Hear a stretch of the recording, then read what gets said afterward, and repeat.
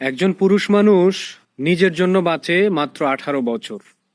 বাকি সময়টুকু বাঁচে তার পরিবারের জন্য, প্রিয়জনদের জন্য।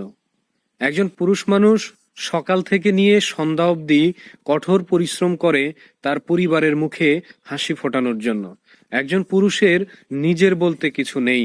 একজন পুরুষ তার জীবনের সকল শখ আহ্লাদ বিসর্জন দিয়ে সবকিছু ভুলে তাকে কঠোর পরিশ্রম করতে হয় একমাত্র পরিবারের দায়িত্ব কাঁধে নিয়ে।